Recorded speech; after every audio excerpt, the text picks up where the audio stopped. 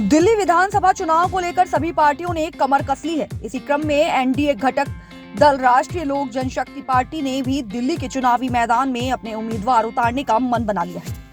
Party के राष्ट्रीय अध्यक्ष एवं पूर्व केंद्रीय मंत्री पशुपति कुमार पारस ने पार्टी के दिल्ली प्रदेश अध्यक्ष आनंद कुमार की अध्यक्षता में पार्टी के राष्ट्रीय कार्यालय में 18 दिसंबर को एक चुनाव कमेटी का गठन किया था। इस चुनाव कमेटी में कई पदाधिकारियों की घोषणा की थी, जिसमें दिल्ली विधानसभा चुनाव में पार्टी की जिम्मेदारी राष्ट्रीय महासचिव एवं दिल्ली प्रभारी विनोद नागर, दिल्ली प्रदेश अध्यक्ष आनंद कुमार, राष्ट्रीय महासचिव जियालाल, राष्ट्रीय महासचिव एवं राष्ट्रीय कार्यालय प्रभारी एल्विस जोसेफ, लीगल सेल के राष्ट्रीय अध्यक्ष ललन चौधरी, राष्ट्रीय महासचिव रुचिता शर्मा, लेबर सेल के राष्ट्रीय अध्यक्ष सुभाष बिहारी को कमान सौंपी गई थी, जिसमें राष्ट्रीय सचिव डॉक्टर देवी सचदेवा दिल्ली चुनाव में अहम भूमिका निभाएंगे।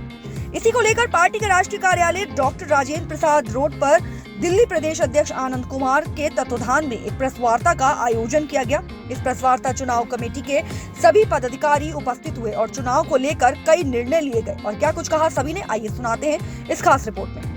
दिल्ली में विधानसभा चुनाव का बिगुल बज चुका है। आपने देखा होगा कि आम आदमी पार्टी ने अपने पूरे प्रत्याशी उतार दिए हैं, वहीं कांग्रेस ने अपनी फर्स्ट लिस्ट जारी कर दी है। अभी बीजेपी के प्रत्याशी उतरना बाकी है। फिलहाल बीजेपी के साथ जितने भी दल गठबंधन में हैं वो भी कहीं ना कहीं दिल्ली में चुनाव की तैयारी कर रहे हैं, चाहे वो एनसीपी हो, चाहे राष्ट्रीय लोक जनशक्ति पार्टी हो। अब चर्चाएँ अभी हुई नहीं है, लेकिन बातचीत चल रही है। ये भी कहा जा रहा है कि हो सकता है कि भारतीय जनता पार्टी यानी कि एनडीए गठबंधन में यहाँ पर चुनाव लड़े, लेकिन अभी कोई बातचीत नहीं हुई है। इसी बीच आरएलजेपी लगातार आज मीटिंग हुई है आरएलजेपी की, और क्या कुछ नतीजा निकला है, क्योंकि 70 सीटों पर चुनाव लड़ने की बात की जा रही है। हमारे साथ नागर जी हैं। नागर जी, क्या कुछ कहेंगे, क्या तैयारी है दिल्ली के चुनाव को लेकर?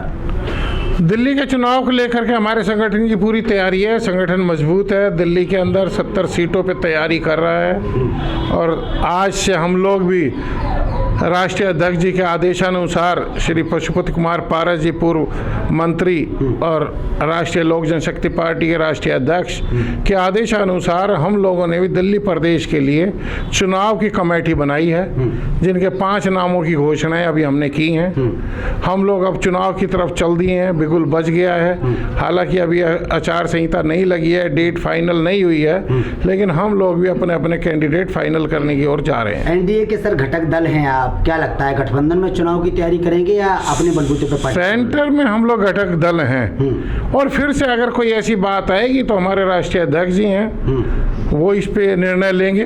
प्रिंस राज जी हैं, वो निर्णय लेंगे, और जैसा भी उनका निर्णय होगा दिल्ली प्रदेश उसी तरफ चलेगा। फिर भी कितनी सीटों पर दिल्ली में चुनाव लड़ने की तैयारी करेंगे? अभी हम लोग तो 70 की 70 पे लड़ेंगे।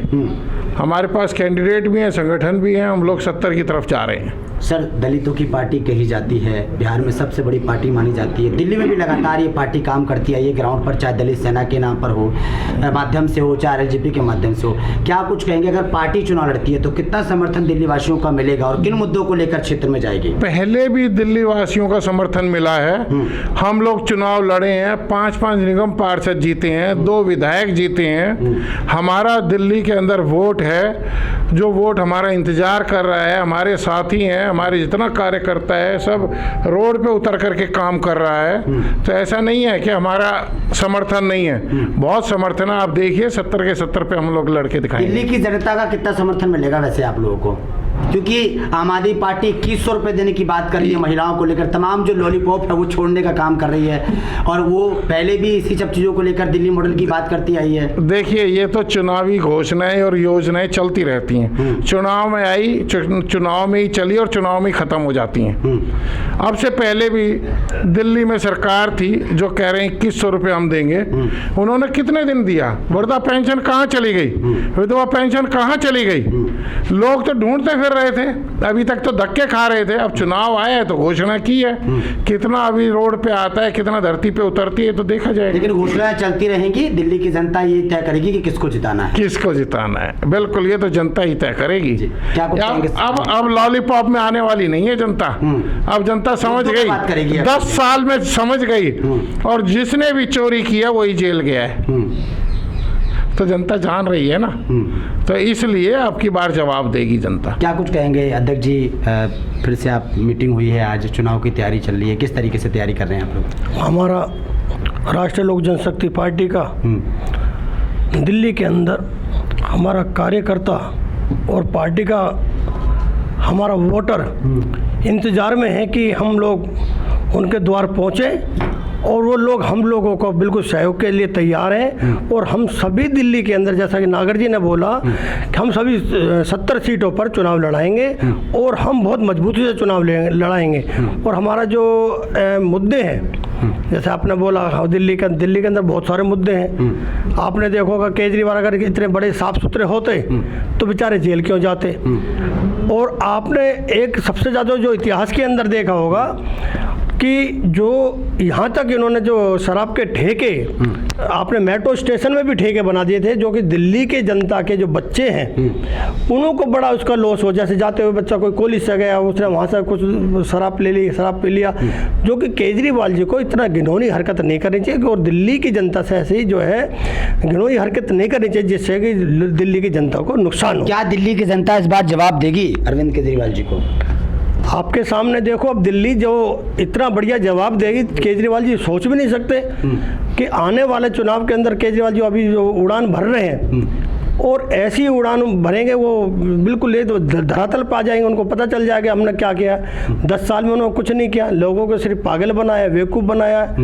और बेवकूफ़ बनाने का मुद्दा जो केजरीवाल जी कर रहे हैं। ठीक है, तो एक मजबूती के साथ इस बार चुनाव लड़ेगी और कहा गया है कि आरएलजेपी के जो तमाम प्रत्याशी हैं वो उतरेंगे, ग्राउंड पर जाएंगे और मुद्दों की चर्चा करेंगे। इस बार मुद्दों पर वोट मिलेगा, नागराज जी ने कहा। हमारे साथ भाई साहब भी हैं। अच्छा, ठीक है, तो देखा आपने किस तरीके से चुनाव की तैयारी चल रही है और अब ये तैयारी हो रही है कि भाई 70 सीटों से या तो पार्टी चुनाव लड़ेगी या गठबंधन में होगी। ये फिलहाल आने वाला वक्त बताएगा। पर दिल्ली की जनता किसको चुनती है और किसका दिल्ली में खाता खुलता है, ये फिलहाल आने वाला वक्त बताएगा। क्या 2100 रुपए की योजना काम आएगी या और मुद्दों पर बात होगी, ये फिलहाल आने वाला वक्त बताएगा। कैमरामैन बच्चन के साथ ब्रजेश कुमार, दिल्ली।